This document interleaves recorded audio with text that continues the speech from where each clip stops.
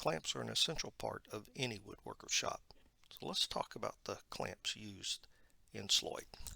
You can see in this illustration the clamps that were in common use at the Naas School of Sloyd. These clamps were made primarily out of wood.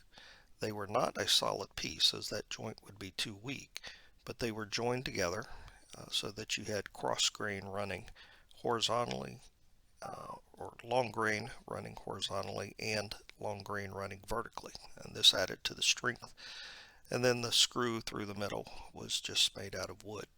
There is the clamp down in the bottom right hand corner made out of iron, but that was relatively expensive and not in common use.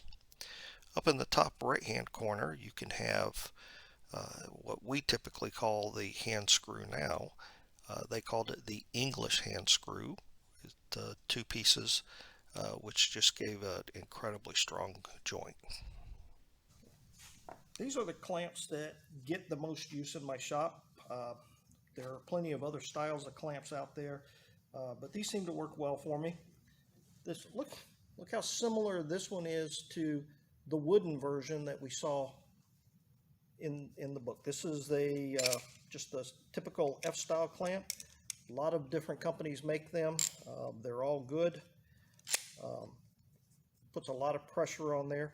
This looks so much like the one of the wooden clamps in the book that just kind of just amazed me. This is a new more modern version. This is the quick grip. Just squeeze it in. This is very good when doing quick work or you only have one hand available. I find that it does not give as much pressure as the screw clamps, but works extremely well. Pipe clamps are, I use these for larger glue ups, panel glue ups, cutting boards, things like that. They do give a tremendous amount of pressure, and then of course can lay flat on there.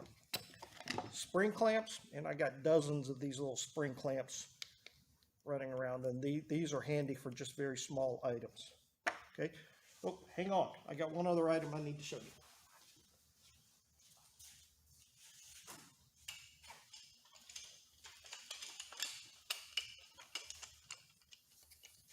All right, recognize this?